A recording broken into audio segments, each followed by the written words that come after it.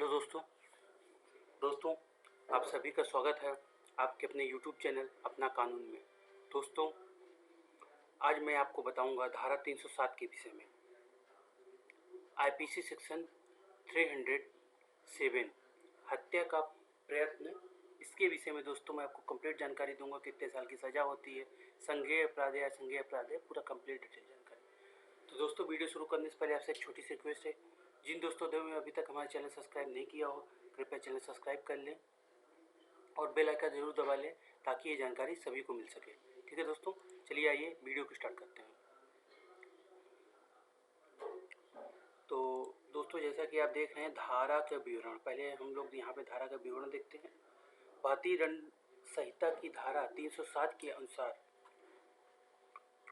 जो कोई ऐसे किसी इरादे या बोध के साथ विभिन्न परिस्थितियों में कोई कार्य करता है जो कि किसी की मृत्यु का कारण बन जाए तो वह हत्या का दोषी होगा। उसे किसी एक अवधि के लिए कारावास जिसे 10 वर्ष तक बढ़ाया जा सकता है, साथ ही साथ आर्थिक दंड के लिए भी उत्तरदायी होगा। और यदि इस तरह के कृत्य से किसी व्यक्ति को चोट पहुंचती है तो वह आपराधिक को आजीवन कारावास जिस तरह दंड के यहाँ उल्लेख किया गया है। तो दोस्तों 307 में आप सभी जानते भी होंगे, फिर भी मैं आपको वह बता देता हूँ कि 307 एक ऐसा जुर्म होता है जिसमें अगर कोई व्यक्ति अपनी संज्ञान में, अपने जानकारी में किसी को ऐसा चोट या घातक पहुँचाता है जिससे उस व्यक्ति की जान जाने की संभावना हो सकती है या उस व्यक्ति को चोट पहुँचती है तो उस पर आजीवन कारावास की सज़ा भी दी जा सकती है। और यहाँ पे जो दंड का उल्लेख दिया गया वो भी मैं आपको बताता हूँ।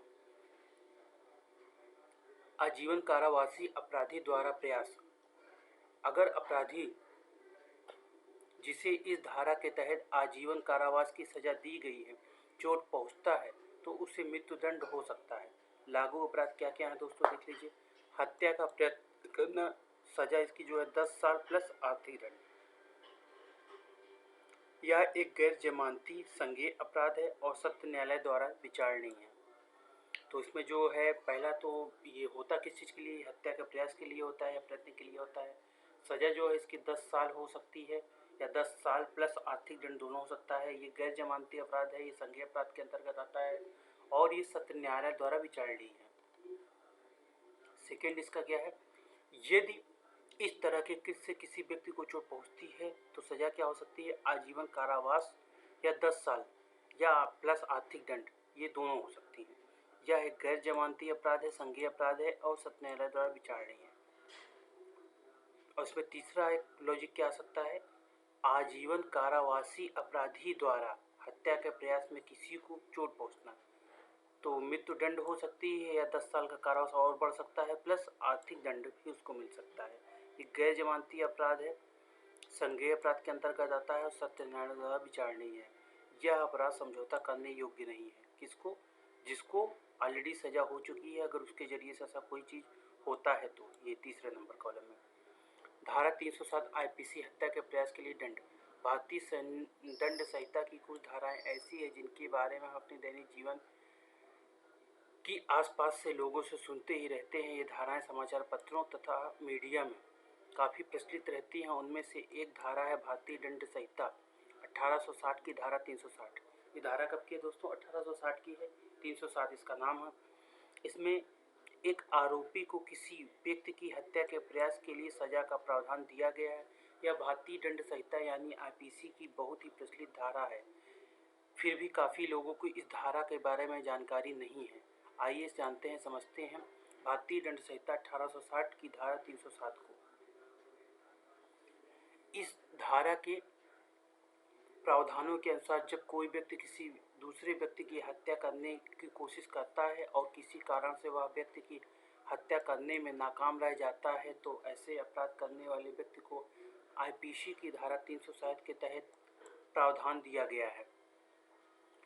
यदि एक व्यक्ति अन्य व्यक्ति की हत्या कर देता है तो भारतीय दंड संहिता की इस धारा का प्रयोग नहीं किया जा सकता, क्योंकि यह धारा केवल हत्या के प्रयास के लिए ही मतलब रखती है। इसके स्थान पर दूसरे व्यक्ति की हत्या कर देता है, केवल तभी ऐसी स्थिति में उस व्यक्ति के द्वारा किए गए जुर्म भारतीय दंड संहिता की धारा 302, धारा 304 का प्रयोग किया जा सकता है। और यदि और भी आसान लफ्जों में इस धारा का प्रावधानों की बात की जाए तो कोई भी व्यक्ति किसी अन्य व्यक्ति की हत्या की कोशिश करता है, लेकिन जिस शख्स पर हमला किया गया है उसकी जान नहीं जाती है, तो इस तरह के मामले में हमला करने वाले शख्स पर धारा 307 के अनुसार मुकदमा चलाया जाता है। 307 के अनुसार दोस्तों सजा का क्या प्रावधान है, ये वो भी देख लेते हैं। हत्या की कोशिश करने वाले आरोपी आईपीसी की धारा 307 में दोषी पाए जाने पर बहुत ही कठोर सजा का प्रावधान दिया गया है। यदि कोई व्यक्ति किसी अन्य व्यक्ति की जान से मारने के इरादे से आक्रमण करता है, किसी वजह से वह व्यक्ति बच जाता है, तो आक्रमण करने वाला व्यक्ति न्यायालय द्वारा कारावास की सजा सुनाई जा सकती है, जिसकी समय सीमा 10 साल तक बढ़ाया जा सकता है। केवल कारावास ही सजा नहीं बल्कि ऐसे हत्या का प्रयास के दोषी आर्थिक दंड से भी दंडित किया जा सकता है, जिसमें आर्थिक दंड न्यायालय जुर्म की गहराई और दोषी की हैसियत के अनुसार तय करती है। यदि जिस व्यक्ति की हत्या की करने की कोशिश की गई है अगर उसे गंभीर चोट लगती है तो दोषी को उम्र कैद तक की सजा सुनाई जा सकती है।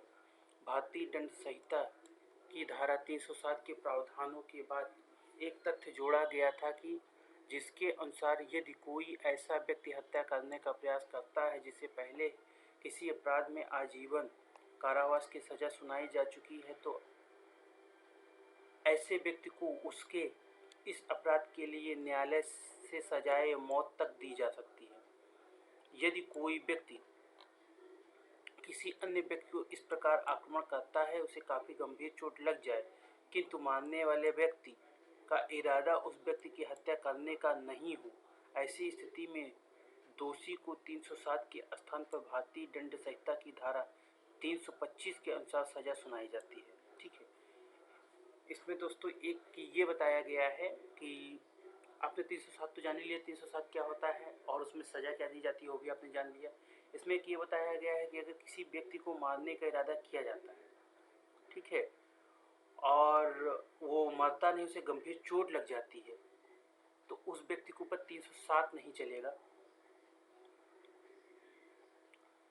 किंतु मारने वाला व्यक्ति का इरादा व्यक्ति की हत्या नहीं हो। ठीक है, अच्छा हाँ, इसमें अगर मान लीजिए गंभीर चोट लग जाती है लेकिन उस व्यक्ति का इरादा जो है मान लीजिए हत्या का नहीं हो, उस व्यक्ति को नहीं मारना चाहता, तो ऐसी स्थिति में धारा 307 के स्थान पर धारा 325 के अनुसार सजा दी जाती है, या धारा 325 के अनुसार जो भी इसकी कार्रवाई है उसके अनुसार किया जाता है।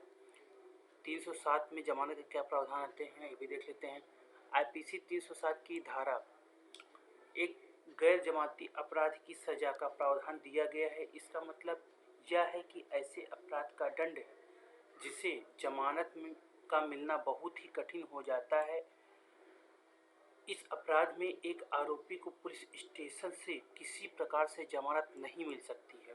यह गैर जमानती अपराध के कारण जिला न्यायालय या डिस्ट्रिक्ट कोर्ट से भी जमानत याचिका निरस्त कर दिया जाता है। लेकिन ऐसे अपराध में जब एक आरोपी अपने प्रदेश की उच्च न्यायालय में जमानत के लिए याचिका दायर करता है तो संभवतः उसे जमानत मिल सकती है, किंतु उच्च न्यायालय में भी जमानत मिलने के अवसर काफ़ी कम होते हैं। यदि उच्च न्यायालय को ऐसा प्रतीत होता है कि शायद अपराध आरोपी ने नहीं किया है या आरोपी को घर में कोई गंभीर आफत की स्थिति हो रही थी, ऐसी दशा में उच्च न्यायालय आरोपी को जमानत की मंजूरी या याचिका मंजूर कर देती है।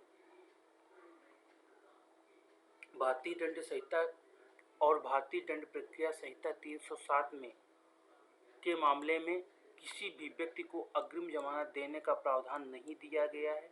यदि कोई व्यक्ति न्यायालय के अग्रिम जमानत के लिए याचिका दायर करता है तो उसकी याचिका शीघ्र ही निरस्त कर दी जाती है। इसके लिए चाहे एक व्यक्ति जिला न्यायालय या उच्च न्यायालय में ही आवेदन कर रहा हो। धारा 307 में वकील की क्यों ज़रूरत होती है ये भी समझ लेते हैं दोस्तों। जैसा कि आप जानते हैं मैं भी एक एडवोकेट हूँ, तो अगर आपको धारा 307 में आप भी फंसे हैं, आपको किसी वकील की ज़रूरत है तो बिल्कुल आप मेरी सलाह ले सकते हैं, मुझसे बात कर सकते हैं। अभी मैं आपको नीचे अपना पूरा डिटेल आपको दे दूँगा।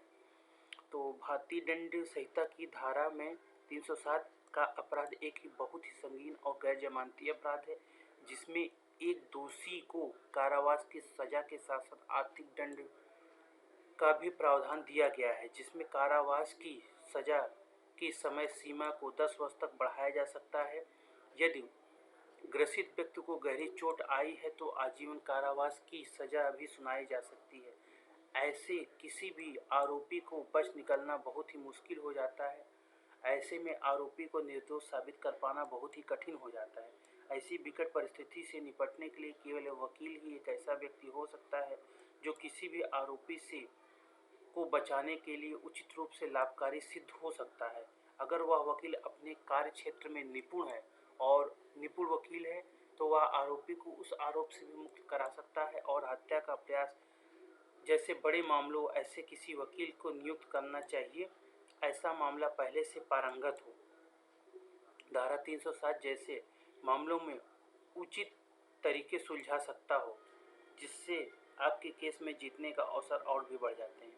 ठीक है दोस्तों, तो ये आपने देखा कि एक वकील की आवश्यकता धारा 307 में क्यों होती है।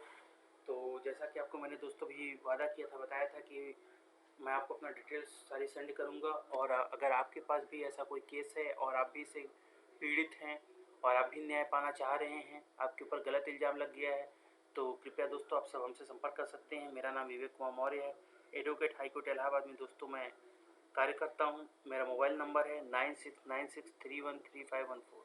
ठीक है दोस्तों, तो अगर ऐसी कोई मुसीबत आपके पास भी है तो कृपया आप मुझसे संपर्क कर सकते हैं, राय ले सकते हैं, और आपको जल्द से जल्द न्याय दिलाने की मैं पूरी सी पूरी कोशिश कर सकता हूँ। ठीक है दोस्तों, इन्हीं बातों के साथ चलते हैं। जय हिंद, जय भारत।